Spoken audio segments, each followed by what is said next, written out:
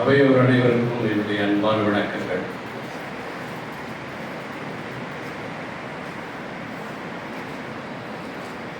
இன்றைக்கு ஒரு விசித்திரமான விழா நடந்து கொண்டிருக்கிறது.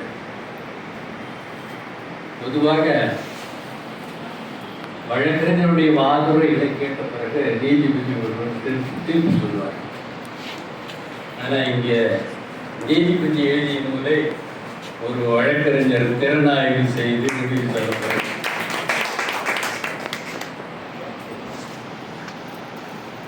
இது ஒரு விசித்திரம். என்னன்னா, ஆங்கிலத்தில் சொல்லுவாங்க டர்னிங் தி டேபிள், முனைகளை திருப்பி விடுதல். ஒரு முனையில நீதிபதி, இன்னொரு முனையில வழக்கறிஞர் இருப்பார். இப்போ முனை மாறிவிட்டது. அப்படி மாற்றிவிட்ட பெருமை இந்த வாசகர் வட்டத்திற்கு உரியது. கோயில்பட்டியில் இருக்கிறார். கோயில்பட்டின்னு சொன்ன உடனேயே அந்த கடலை மிட்டாயுடைய இனிப்பு அதுதான் ஞாபகத்துக்கு வருகிறது. அப்படிப்பட்ட ஒரு இனிப்பான ஒரு நூலை அவர் இன்றைக்கு நமக்கு தந்திருக்கிறார். அந்த இனிப்பான நூலிலே ஒரு இதயாவும் இனியாவும் அட்டைப்படத்தை அலங்கரிக்கிறார் தேவதைகளாக. ரொம்ப அருமையா. இந்த நூலுக்குள்ள போறதுக்கு முன்னாலேயே wrapper don't judge book by its ரேப்பர்னு சொல்லுவாங்க ஆங்கிலத்தில். அட்டைப்படத்தை வச்சு தீர்மானம் பண்ணாதீங்க ஒரு புத்தகத்தை சொல்லுவாங்க. ஆனால் அட்டைப்படத்தை வச்சே தீர்மானம் பண்ண முடியும் அப்படின்றத அவர் நிரூபிச்சிருக்கிறார். இதுக்கு மாடலுக்காக எங்கேயும் போல பேட்டிகளே வச்சு மாடலில் அழகு தேவதைகளை அருமையான ஒரு படம். அதனால் உள்ள போகும்போதே இவ்வளோ இனிப்பாக இருக்கும் நமக்கு புரிகிறது. அவருடைய வாழ்க்கையை வரலாறு போல எழுதாமல் அவருடைய நினைவுகளை பதிவு செய்திருக்கிறார். இது ஒரு வித்தியாசமான ஒரு பாணி. இலக்கியத்தில் ஆங்கிலத்தில் வந்து மெமாயர்ஸ் சொல்வார், நினைவு பதிவுகள்னு சொல்லுவார்கள். நினைவு பதிவுகள் ஆங்கிலத்தில் இருக்கிற அளவுக்கு தமிழில் இல்லை. தமிழில் வரணும். தமிழில் வந்தால்தான் தமிழ் வளம் வரும். அதுக்கு ஒரு பிள்ளையார் சொல்லி போட்ட மாதிரி ஐயா போட்டிருக்காரு. நானும் போட்டிருக்கேன். நானும் 2 நூல் எழுதியிருக்கேன். ஐயாட்ட கொடுத்துருக்கேன். நினைவு பதிவுகள், வழக்கறிஞராக என் அனுபவங்கள், முதல் நூல். இந்த நூல் வெளிவந்த பிறகு நிறைய வரவேற்பு அதற்கு இருந்தது. நிறைய பேர் இது போல எழுதுங்கள் ஐயா, இன்னும் எழுதுங்கள், இது இவ்வளவுதான் உங்கள் அனுபவங்கள்னா கேட்டாங்க. அப்புறம் பாகம் 2ஆக இன்னொரு நூல் எழுதினேன், என்னிடம் வந்து சேர்ந்த கதைகள். அப்போ ஒருத்தர் கேட்டாரு, இன்னும் கதை இருக்கா அப்படின்னு. இருக்கு, இன்னும் கூட இருக்கு. ஆனால் சொல்ல முடியாத கதைகள் இருக்கு. நான் சொல்ல மறுத்த கதைகள். அதனால ஒவ்வொருவருடைய வாழ்க்கையிலையும் இனிமையான நினைவுகள் இருக்கும். அந்த நினைவுகளை பதிவு செய்கிற பொழுது அது ஒரு நல்ல நூலாக பரிமளிக்கிறது என்பது ஐயாவுடைய நூலை பார்க்கிற பொழுது புரிகிறது. அதனால் தான் நான் சொன்னேன், வாழ்க்கை வரலாறு புத்தகங்கள் தான் இந்த நினைவு பதிவு என்று சொன்னேன். உச்ச நீதிமன்றத்தில் ஒரு தலை சிறந்த ஒரு வழக்கறிஞர் சோனி ஸ்வராஜ், அவர் வந்து ஒரு நூல் எழுதினார், நினைவுகள் மறையும் முன்னே, தமிழில் பிஃபோர் மெமரி ஃபேட்ஸ் அப்படின்னு ஆங்கிலத்தில் நூல் அது. அதாவது நம்முடைய நினைவுகள் எல்லாம் வயோதிகம் காரணமாக மறைந்து போகும் முன்பாக அவைகளை பதிவு செய்து வைத்தால் வருங்காலத்துக்கு அது பயன்படும் என்பதற்காக அந்த நூலை எழுதினார். ஐயா அவர்கள் எழுதியிருக்கிற நூல் முதன்மையான நூல் என்று நான் சொல்ல காரணம் என்னவென்றால், அவர் என்னை விட 2 வயசு மூத்தவர். எனக்கு 2 நாளைக்கு முன்னால பிறந்த நாள் வந்து, ஐயாவுக்கு நாளை மறுநாள் பிறந்த நாள். 27/7/43 பிறந்தார். கோயில்பட்டியில் ஒரு ஏழ்மையான குடும்பத்தில் பிறந்த இவர் லாந்தர் விளக்கில் படித்திருக்கிறார். லாந்தர் விளக்கில் நம்ம இந்த கூட்டத்தில் கொஞ்சம் பேர் தான் பார்த்துருக்கேன். நான் பார்த்துருக்கிறேன். ஏன்னா 2 வயசு தானே வருவதுனால் நான் பார்த்துருக்கிறேன். அந்த மாதிரி ஒரு ஏழ்மை நிலையிலிருந்து வந்து அவருடைய தமிழ் ஆர்வம், தமிழ் வளம், இதுக்கெல்லாம் காரணம் என்னன்னு பார்க்கிறதுக்கு அவர் படித்த கல்லூரியில் அவை நடராஜன் அவர்கள் அவருக்கு ஆசிரியராக இருக்கிறார். அவை நடராஜன் மட்டும் இல்லை, அவை துரைசாமி அவர்களோட இனக்கமும் இவருக்கு இருந்திருக்கிறது. இந்த மாதிரி தாக்கங்கள்லாம் இருந்ததுனால அவருக்கு தமிழில் ஆர்வம் பொங்கி எடுத்திருக்கு. நல்லா தெரியுது. அவர் மதுரையில் வந்து தியாகராஜர் கல்லூரியில் தியாகராஜர் கல்லூரியில் காமராஜர் காடிமுத்தவர்கள் படித்தார்கள். நான் கல்லூரி நாட்களில் மாநில அளவில் நடந்த பேச்சு போட்டிகளில் மாவட்ட அளவிலே வெற்றி பெற்று மாநில அளவிலே சென்ற போது நான் அங்கு சந்தித்த 2 ஆளுமைகள் காமராஜும் காளிமுத்தும் எனக்கு நினைவில் வருகிறது. கோயில்பட்டின்னு சொல்லும்போது சுப்பிரமணிய ஐயா அவர்கள் எனக்கு குறிப்பு எழுதி கொடுத்தார். நான் மேடையில் இருக்கிறத கோயில்பட்டியிலிருந்து 2 ஆளுமைகள் சாகித்ய அகாடமி விருது பெற்றிருக்கிறார்கள். ஒருத்தர் அழகிரிசாமி, ஒருத்தர் கி. ராஜநாராயணன். அப்படி இவர் பிறந்த மண், இவர் வளர்ந்த மண், இதெல்லாம் சேர்ந்துதான் அவருக்கு தமிழாக்கம் கொடுத்திருக்கிறது, இதை எழுத வைத்திருக்கிறது என்பது நன்றாக புரிகிறது. இவருக்கு வந்து திருமணம் 1970 நடந்தது. எனக்கு 72 நடந்தது. அதனால 2 வயசு அதுலேயே 2 வயசு சீனியர் தான். பெரியார் தலைமையில் நடக்கிறது. அதை பற்றி அழகாக எழுதியிருக்கிறார் ஐயா அவர்கள். பெரியார் வந்து ஒரு தேதி குறிப்பிடுகிறார். அந்த தேதியில் திருமணம் செய்ய முடியவில்லை. அதனால் இன்னொரு தேதி குறிக்கப்படுகிறது, பிப்ரவரி 15ஆம் தேதி. பிப்ரவரி 15ஆம் தேதி நான் வருகிறேன் என்று பெரியார் ஒப்புக்கொண்டு விட்டார். ஆனால் அதே தேதியில் மற்றொரு நிகழ்வு. அந்த நிகழ்வில் தலைமை தாங்குகிறவர்கள் குன்றக்குடி அடிகளார், 6 அமைச்சர்கள் வந்து பேச இருக்கிறார்கள், கலந்து கொள்கிறார்கள். அத்தகைய பெரிய நிகழ்வை பெரியார் தவிர்த்து விட்டு ஐயா அவர்களுக்கு வந்து திருமணம் செய்திருக்கிறார். பெரியாருடைய பெருந்தன்மையை ரொம்ப அழகாக சுட்டி காட்டியிருக்கிறார் ஒரு பகுதியில். 1965 இந்திய எதிர்ப்பு போராட்டம் நடந்தது. அவர் கல்லூரியில் படிக்கிறார், நானும் கல்லூரியில் படிக்கிறேன். அவர் கலந்து கொண்டார், நானும் கலந்து கொண்டேன். தடியடி நடந்தபோது ஓடி சென்றவர்களே என் பின்னால் இருந்தவருடைய தலை பிளந்தது. நான் தப்பித்தேன்.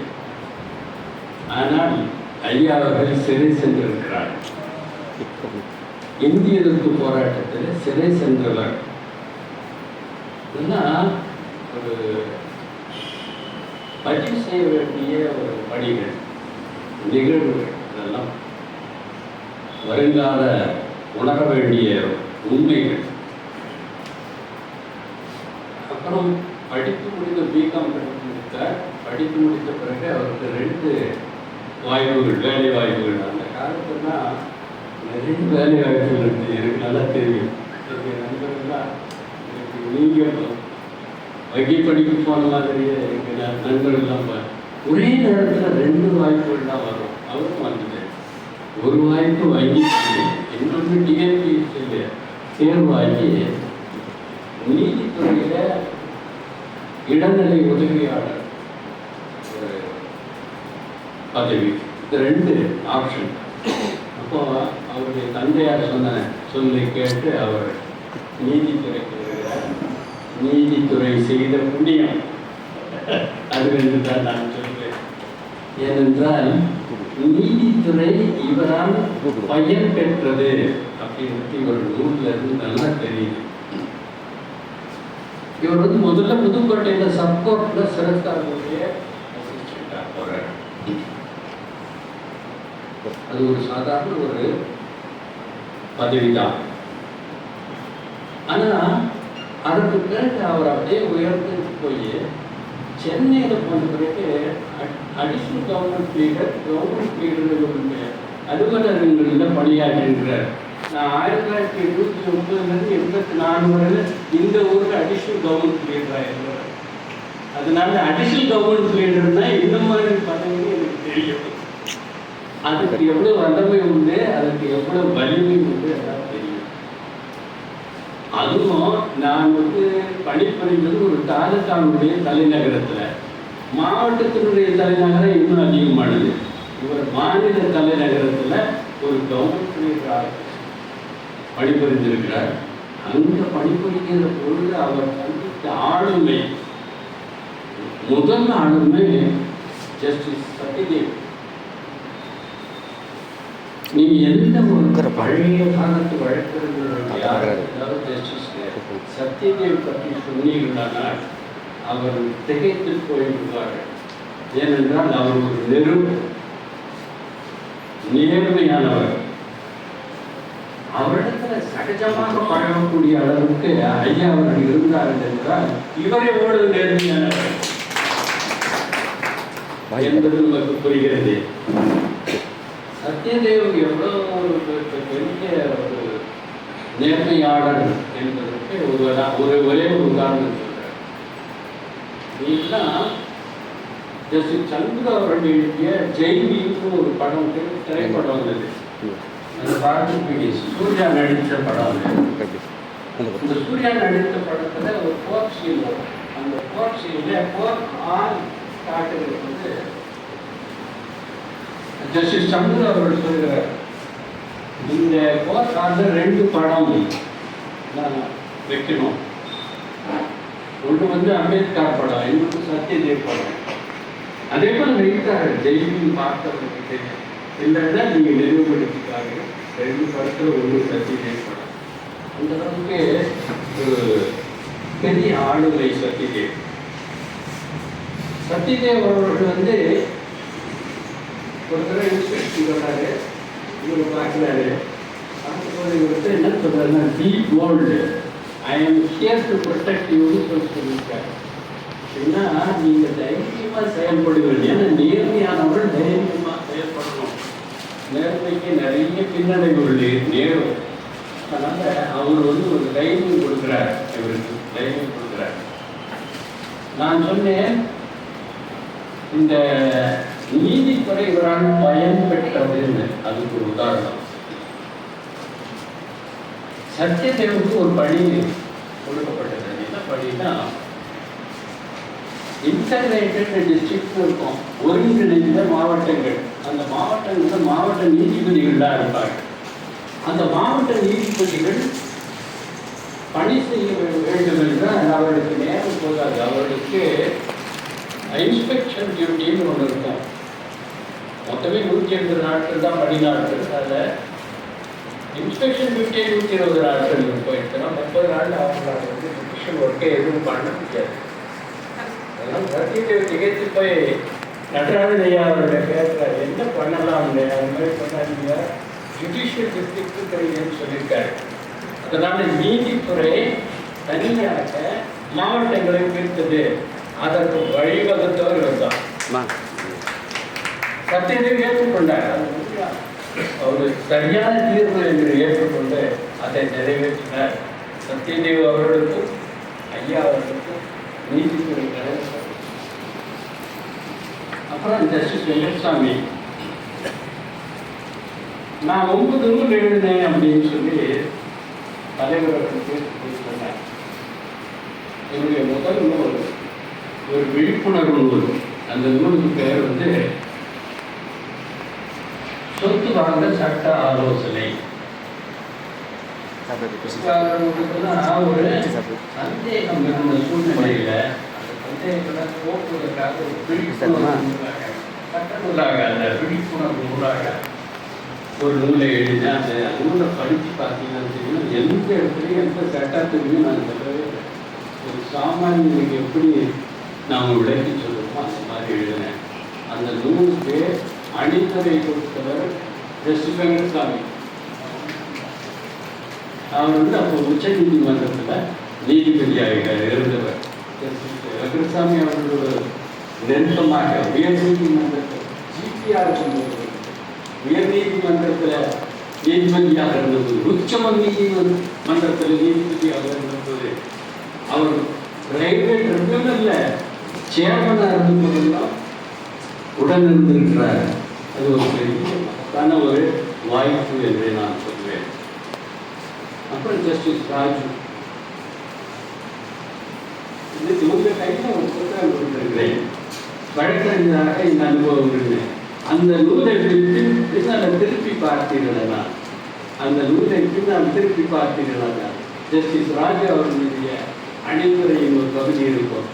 ஏனென்றால் இந்த நூலுக்கு என்னுடைய அந்த அனுபவங்கள் நூலுக்கு அணிந்துரை கொடுத்தவர் ஜஸ்டிஸ் ராஜு.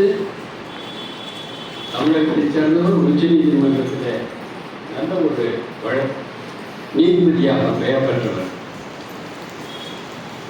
இந்த நூலை நான் எழுதி முடித்த பிறகு அவரத்தில் அணிந்துரைக்காக போய் புத்தகத்தை கொடுத்துட்டு வந்தேன். அவர் புத்தகத்தை கையில் வாங்கின உடனே சொன்னார், ஐயா நானும் அவங்க எனக்கு படிக்கிறதுன்னு சொன்னார். பரவாயில்லையா சொல்லிட்டேன். 2 நாளில் எனக்கு அவருக்கு ஒரு ஃபோன் கால். அவர் கேட்டார், ஐயா எப்படி என்கிட்ட வந்தீங்க கேட்டார். நான் கொஞ்சம் கடவுளை அனுப்பிடுச்சான்னு சொல்லிட்டேன். கடவுளை அனுப்பிச்சேன். அவர் இடத்துல சொன்னார், ரொம்ப அருமையான நூல் இது. இந்த காலகட்டத்துக்கு நிறைய பேருக்கு தேவையான நூல் இது.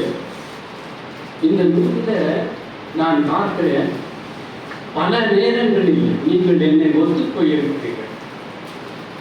நீங்களும் நானும் பல விஷயங்கள் ஒத்துப்போகிறோம். லைக் மைண்டட் பர்சன்ஸ் என்று அவர் சொல்லி, இந்த மாதிரி ஒரு நூல் என்னிடத்துல ஒரு ஆய்வுக்காக வந்தது, அடிப்படைக்காக வந்தது என்பது எனக்கு ரொம்ப வியப்பாக இருக்கிறது, எனக்கு மகிழ்ச்சியாக இருக்கிறது. 2 நாளில் அனுப்பி கொடுத்துட்டார். அவர் கைப்படவே எழுதி கொடுத்துருக்காரு. கைப்படிக்க இல்லை, கைப்படவே எழுதி கொடுத்தார். அந்த மாதிரியான ஒரு மனிதர் ஜஸ்டிஸ் ராஜு அவர்களோடு நெருக்கமாக இருந்திருக்கிறார் நம்முடைய ஐயா அவர்கள். அப்புறம் ஜஸ்டிஸ் கோவிந்தராஜன் அவர்கள். ஜஸ்டிஸ் கோவிந்தராஜன் அவர்களுக்கு இவர் நெருக்கமானவர். ஜஸ்டிஸ் கோவிந்தராஜன் என்னுடைய கிளாஸ்மேட்.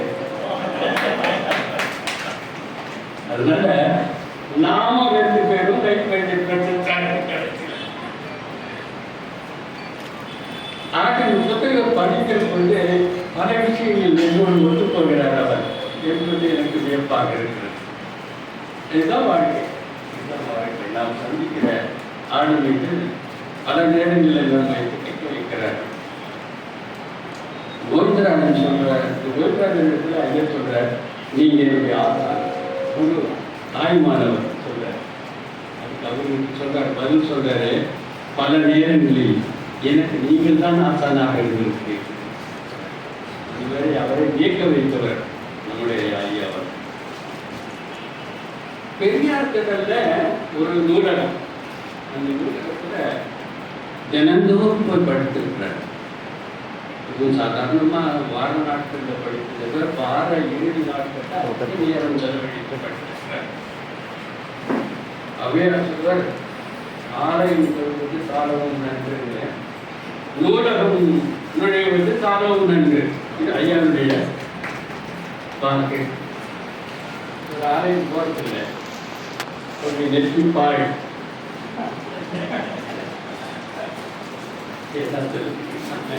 சொல்லுவாங்க. அவையார் சொல்லுவாங்க, நீரில்லா நெற்றிப்பாய், நெய்யில்லா உண்டிப்பாய், ஆறில்லா ஊருக்கு அழகுப்பாய், ஆகே மனை கொடியில்லா மனை, மனைவியில் பாய். அதனால நெற்றியில் இருக்கிறதுனா நெற்றி பாய்ன்னு சொல்லி அவையார் சொன்னாங்க. இவருடைய நெற்றி பாய்தான், ஆனால் மனசு பாயில்லை. ஏன்னா கோயில் எதுக்கு போகணும்? உள்ள கோயில், ஊருடைய ஆலயம், வள்ளல் பிரானுக்கு பாய் கோபுர வாசம் கண்ட புலனைவு காணா மணிவிளக்கு தண்ட தெரிந்தார் ஜீவனே சிவலிங்கம். அப்ப மனது செம்மையானால் மன்னரும் ஜபிக்க வேண்டாம் சித்தரி சொல்லியிருக்காங்க. மனம்தான் முக்கியம். மனத்திற்கு மாசு இதன் நாதன் அழைக்கிறார்கள். புத்தர் என்ன சொல்றாரு? நீங்க அறவாழ்வாறு வாழுங்கள், நீங்கள் தெய்வத்தை பற்றி நினைக்க வேண்டியதில்லை. பெரியாரையும் அதான் பெரியாரை நான் பின்பற்றுகிறது அப்படின்னு சொல்றாரு. அது ஒரு கோயிலுக்கு போக வேண்டியது. ஏனென்றால் அறவாழ்க்கை வாழ்கிறார். தெய்வம் என்றும் ஒன்று உண்டு என்றால் தெய்வம் கூட சொல்லும், நீங்கள் கோயிலுக்கு வர வேண்டாம், நீங்கள் கோயிலுக்கு வர வேண்டிய தேவையில்லை, நீங்கள் அறவாழ்க்கை வாழ்க்கை தெய்வம் கூட சொல்லும். இவர் பல ஊர்களில் பணிபுரிந்திருக்கிறார். பழனி, திருச்சி, அறந்தாங்கி, சாத்தூர், திருத்துறைப்பூண்டி, திருநெல்வேலி சப்ஜெக்டாக இருந்திருக்கார். திருநெல்வேலியில் சப்ஜெக்டாக பொழுது அதாவது ஒரு உயர்நீதிமன்றம் அவங்க கணக்கு கொடுக்கும். ஒரு ஜட்ஜி ஒரு மாதத்துக்கு இத்தனை வழக்குகளை முடிக்கணும். அதுக்கு பேர் அளவு நாம் சொல்லுது. நாம் சொல்றது 60 நாங்கள் நாம் தான் சொல்லுவோம். அதுக்கு அழகான தமிழாக 60 சொல்லியிருக்காரு ஐயா. இந்த நாம் சொல்லிக்கு எழுத்து வழக்கு முடிக்கணும். ஆனால் இதில் மதுரையில் சப்ஜெக்டாக இருந்தபோது இவர் நாம் அவங்க குறிப்பிட்டதை விட 4 மடங்கு அதிகமாக பண்ணியிருக்கார். அப்போ விரைவு நீதிமன்றம் ஃபாஸ்ட் ட்ராக் கோர்ட்னு ஒரு இருப்பாங்க இல்லைங்களா, அதையும் விதித்தாரு. என்னெல்லாம் பணி பண்ணியிருக்கார் பாருங்க. அதனால இந்த நீதிமன்ற பணிகளுக்கு இவர் ஒரு வரப்ப சாதப்பட்டு இவர் போற ஒரு ஊரையும் சொல்லுவார். என்ன சொல்லுவாருன்னா, நீங்க எனக்கு எதை கொடுத்தாலும் 2 மடங்கா நான் உங்களுக்கு திருப்பி கொடுக்கிறேன். அது அன்பானாலும் சரி, வம்பானாலும் சரி. அன்பானாலும் 2 கொடுத்தேன், வம்பானாலும் 2 கொடுத்தேன்னு சொல்லிட்டேன். பயந்துருவாங்க. அன்புதான் கொடுப்பாங்க, ரொம்ப கொடுத்துட்டாங்க. அப்ப இன்னொன்று சொல்லியிருக்காரு. இதெல்லாம் நிறைய கற்றுக்கொள்வது. இதெல்லாம் இப்ப இருக்கிற சுற்றுச்சூழல் என்ன சொல்லுவாருன்னா, நான் நல்ல செக்கு சொன்னேன், நல்ல ஆட்சி, சிறந்த தீர்ப்புகள் வேண்டும் என்றால் சிறந்த வாதுரையை என்னுடைய தீர்ப்புகள் மோசமானது என்றால் வாதுரைகள் மோசமானவை சொல்லியிருக்காரு. அதனால யாராவது மோசமான வாதுரை இருப்பாங்களா, வைக்க மாட்டாங்க. கிருஷ்ணமூர்த்தி ஒருத்தர் ஆட்சி செஞ்சார். கிருஷ்ணமூர்த்தி ஆட்சி செஞ்சார். நோட்ஸ் இருப்பார். நீளமாக ஜட்ஜி முன்னால அதாவது கோடு போடாது அன்பு நோட்டு கொடுத்துருக்கோம். அதெல்லாம் கொடுத்துருக்கேன். நான் பலமுறை பேசும்போது கவனிச்சிருக்கிறேன். குறிப்பு எடுக்காதவங்க இருக்காங்க, குறிப்பு எடுக்கிறவங்க இருக்காங்க, கிறுக்கிறவங்க இருக்காங்க. இங்கே ஒரு தாயாரம் ஒரு சப்ஜெக்ட் இருக்காங்க, அவங்க கோலம் போடுவாங்க. நாம் ஆட்சி பண்ணிட்டு இருப்போம். அவங்க கோலம் கிருஷ்ணமூர்த்தி 5000 ஆட்சி பண்றாரு. ஒரு தடவை சொன்னாரு, எழுதிட்டாரு. 2வது தடவை, 3வது தடவை, 4வது தடவை சொல்றாரு. திருப்பிட்டு நிறைய பேருக்கு அது சொன்னதையும் சொல்லுது. சொல்லுது ஒரு குற்றம் தான். அது எங்க இருந்தாலும் குற்றம் தான். பேசும்போது சரி, எழுதும்போது சரி. இதை வழக்கறிஞர் புரிஞ்சுக்கணும். அவர் கிருஷ்ணமூர்த்தி புரியல. அவர் ஒரு தடவை சொன்னது குறிப்பு எழுதிட்டாரு. 2வது தடவை, 3வது தடவை, 4வது தடவை அவர் வேஸ்ட் பண்ணிக்கிட்டே இருக்காரு. இப்படி எழுதிட்டே இருக்காரு. குறிப்பு எழுதுறாருன்னா அவர் ஒரு சாம்பல் எழுதிட்டு போயிட்டாரு. ஒரு சாம்பலுக்கு போயிட்டாரு. அவருடைய வெப்கிளாஸ் இந்த குறிப்பு புத்தகத்தை அவர் மேடையில் வச்சுருக்கிறார். கிருஷ்ணமூர்த்தியை ரொம்ப அழகாக படம் வரைஞ்சிருக்கீங்க இல்லையா? ரெண்டாவது தடவை மூணாவது தடவை நாலாவது தடவை அவர் ஆழ்விப்பட்டதெல்லாம் அந்த நேரத்தெல்லாம் பயன்படுத்தி ரொம்ப அழகாக ஒரு ஸ்கெட்ச் போட்டிருக்காரு. பேனாலேயே வரைஞ்சி கிருஷ்ணமூர்த்தி படத்தை ஆரம்பிக்கிறார். அந்த ஸ்கெட்ச் தான் சொல்கிறார். ரொம்ப அருமையாக இருந்துச்சு கிருஷ்ணமூர்த்தியை மருத்துவமாக இருக்கு.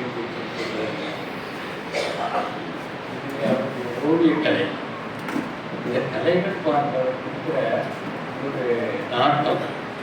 அவருக்கு கதை எழுத தெரியும், கவிதை எழுத தெரியும், கட்டுரை எழுத தெரியும், எழுத்துப்படி. இவருக்கு பாடல் தெரியும், மோகனுக்கான செய்தி. இவர் பாடல் எழுத தெரியும், இவருக்கு ஓவியம் வரைய தெரியும். இவருக்கு என்னதான் தெரியாது, இவர் பேர்லயே இருக்குது நடராஜன், நடனை ஆட தெரியாது. அவரே சொல்றார், இந்த புத்தகத்தில் இருக்க ஐயாதான் நடனம் தான் தெரியாது இருக்கு, நடன ராசிக்கு நடனம் தெரியாது, அது மட்டும்தான் தெரியல, மற்றதெல்லாம் தெரிந்திருக்கிறது. இப்படி நுண்கலைகள் எல்லாம் ஆர்வம் இருக்கிறது. இவர் ஏதோ தன்னைப்பட்டு மட்டும் எழுதியிருக்கிறார்கள் நினைக்காதீங்க. இவர் டியூனா இருந்த ராமையா அவரை பற்றி எழுதியிருக்காரு. அவர் இவருக்கு செய்த சேவைகள், திருப்பி இவர் ராமையாவுக்கு அவர் குடும்பத்திற்கு செய்த சேவைகள், இவருடைய கர்ம சிந்தனை இதெல்லாம் வெளிப்படுகிறது. இதுல ஒரு நல்ல செய்தி ஒன்று இருக்கு. என்னுடைய நூல் படித்த பிறகு ஐயா அவர்கள் கருத்தரை சொல்லும்படி சொல்லியிருக்கிறார். அதுக்கான ஒரு செய்தி. இவருக்கு நரம்பு சம்பந்தமான ஒரு குறைபாடு. அதுக்காக மதுரையில் சீனிவாசன் ஒருத்தர் அவர் பக்கத்தில் துணைவாக அழைத்து அவருடைய உதவியாளர்களுக்கு போகிறார். ஒரு பக்கம் உதவியாளர் வச்சுக்கிறாரு, கை போட்டுக்கிறாரு, ஒரு பக்கம் துணைவியாளர் கழுத்தில் கை போட்டுக்கிறாரு. ரொம்ப மெதுவாக நடந்து போய் சீனிவாசன் சொல்லிட்டு போகிறாரு. அங்கே ஏற்கனவே முதல் இருக்காங்க. அங்கே இருக்கிற அந்த பெண்ணு கேட்குது, நீங்கள் என்ன டோக்கன் போட்டிங்களான்னு. இல்லை மாட்டோம், போட்டேன். 10 நாளைக்கு முன்னால் போடுறவங்களாம் உட்காந்துருக்காங்க. நீங்கள் இன்றைக்கி டோக்கன் போட்டிங்கன்னா 10 நாளைக்கு பிறகு தான் பார்க்க முடியும். 100 பேர் ஏற்கனவே உட்காந்துருக்காங்க. உட்காந்து ஒரு சின்ன பேப்பரில் ஒரு நோட்டு எழுதினார். I am judicial magistrate from Satur. I am not able to sit. Will you give me permission to see me earlier? Not really. ஐயாக்க கொடுங்க, டாக்டர் ஐயாக்க கொடுங்க. என்ன பண்ணாரு, அடுத்த பேஷண்ட் கொடுங்க அப்படின்ட்டார். அடுத்த பேஷண்ட்டாக போயிட்டாங்க. போனதாக ஒரு ஸ்டூடெண்ட் உட்காருங்க. அம்மா என்ன பண்ணுறாங்க, அவர் 2 தோலையும் பிடிச்சிட்டு நிற்கிறாங்க. ஒரு ஆட்டுறாங்க. எதுக்கு தோலை பிடிச்சி நிற்கிறீங்கன்னு கேட்குறாரு. டாக்டர் கேட்குறாரு, ஏன் தோலை பிடிச்சி நிற்கிறீங்க? அவர் விழுந்துருவார், விழ மாட்டார். நீங்கள் போய் அந்த நாட்டாண்டில் உட்காந்து. சரி, நீங்கள் போய் நாட்டாண்டில் உட்காந்து. எங்கே உங்கள் ரிப்போர்ட்லாம் கொடுத்துருக்குறாரு. வாங்குறாரு. என்ன கழுத்தில் பட்டை கட்டி கைட்டு கொடுங்க, வாங்குறேன். இவங்கள்ட்ட கூப்பிட்டு இது கொண்டு போய் குப்பையில் போட்டு குப்பையில் போட்டார். இதெல்லாம் இன்னொன்று இருக்குயா. இது ரொம்ப அழகாக சுவாரஸ்யமாக எழுதிட்டார். ரொம்ப அழகாக. ஏன்னா இது ரொம்ப அவசியமாக நம்ம தெரிந்து கொள்ள வேண்டிய விஷயம். இந்த கழுத்துப்பாட்டையும் போயிடுது, குப்பைக்கு போயிடுது. இந்த பார்க்குறாரு, இவர் பரிசோதனை பண்ணுறாரு. என்ன சொல்கிறாரு தெரியுங்களா? அந்த டாக்டர் நரம்பியல் நிபுணர் டாக்டர் சீனிவாசன் சொல்கிறாரு, ஐயா உங்களுக்கு உடம்புல ஒன்றுமே இல்லை, உங்களுக்கு வியாதி கிடையாது. வியாதின்னு நீங்கள் சொல்கிறீங்க, நீங்கள் சாப்பிட்ட மருந்து, நீங்கள் கட்டிக்கின பட்டை இதிலிருந்து வந்தது தான், உங்களுக்கு வேறு எதுவுமே கிடையாது. நீங்கள் தினம் 5 கிலோமீட்டர் நடக்கணும்னு சொல்கிறாரு. அவருக்கு ப்ரிஸ்கிரிப்ஷன் 5 கிலோமீட்டர். தினமும் நான் 5 கிலோமீட்டர் நடந்துறேன். 1 வருஷம் 2 வருஷம் இல்லை, 50 வருஷம் 5 கிலோமீட்டர் நடந்தேன். அதனால தான் ஆரோக்கியமாக இருக்கு. என்னுடைய ஆரோக்கியத்தினுடைய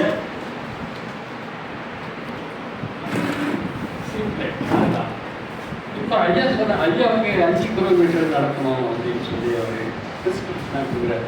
இதை ஒரு கூச்சம் இல்லாமல், என்னை வந்து ஒரு டாக்டர் இப்படிலாம் நடத்தினாரு, கூச்சம் இல்லாமல், இது வந்து உங்களுக்கெல்லாம் பயப்படுங்கிற முறையில் ரொம்ப அழகாக இதை ஒரு சுவாரஸ்யமாக எழுதியிருக்கிறார்.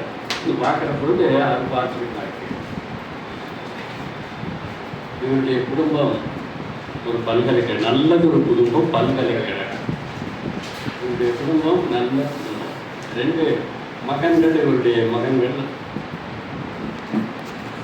பணியில் இருக்காங்க, அதாவது வழக்கறிஞர்களாக இருக்கிறார். மூத்தவர் அரசு பணியில் இருக்க இங்கே வந்திருக்கிறார், அவரும் வந்திருக்கிறார், பேர் பேசிக்கிட்டு இருக்காரு, எல்லாம் படித்தவர்கள், ஒரு பண்பான மனைவி, இப்படி ஒரு அருமையான ஒரு குடும்பம். அதனால நல்லது ஒரு குடும்பம், பல்கலைக்கழகம் அப்படின்னு நாம சொல்லலாம். இந்த ஒரு நல்ல குடும்பம் இருந்தால்னா நாமும் நல்லா இருக்க முடியும். குடும்பம் நல்லா இல்லைன்னா நாமளும் நல்லா இருக்கணும். இந்த நூலை பற்றி கூட சொல்றேன். ஒரு நூலுடைய தரம் அப்படின்னு சொன்னா என்னன்னா, இந்த ஒரு நூலை படிச்சு முடிச்ச உடனே அது நம்ம சிந்திக்க வைக்க வேண்டும், நம்முடைய நினைவுகளை தூண்டி விடணும். ஏன்னா எனக்கு பழைய நினைவுகள்லாம் வருது. நான் ஒத்த பகுதிகளை உங்களோடு பகிர்ந்து கொள்கிறேன். இதெல்லாம் வரணும், அசை போட வைக்க வேண்டும். அது சொல்லப்பட்ட கருத்துக்களெல்லாம் அசை போட வைக்க வேண்டும். அப்படிப்பட்ட ஒரு அருமையான நூலை எங்களுக்கு கொடுத்து எங்களை எல்லாம் வியப்பில் ஆழ்த்தி அமர்ந்திருக்கிற எங்கள் ஐயா அவர்களுக்கு உங்களுக்கும் என்னுடைய நன்றியை சொல்லி வாழ்த்துக்கிறேன்.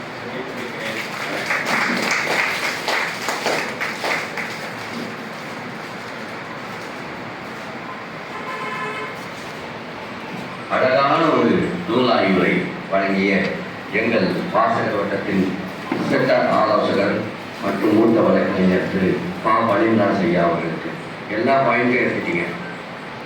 ஃப்ரம் பேஜ் 1 to 132 எல்லாமே ஃபுல்லாகவே எடுத்து, அது உண்மையாகவே அவருக்கு வந்து முந்தானத்து சாயங்காலம் தான் அந்த நூல் கொண்டு போய் கொடுத்தேன். ஏன்னா ஐயா வந்து அப்போ தான் அவர் இந்த குரியர்லேயும் வந்து சேர்ந்தது சாயங்காலம் தான். அதுக்கு முன்னாடி நீங்கள் கொடுத்துட்டீங்க அந்த நூலை.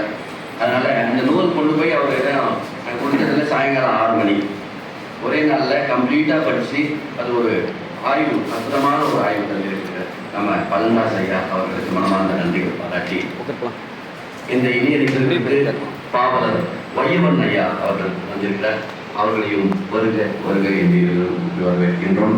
இதோ இடையில் ஒரு நல்ல ஒரு பாடல் பாட வருகிறார் பாக்கியலட்சுமி அம்மையார் அவர்கள்.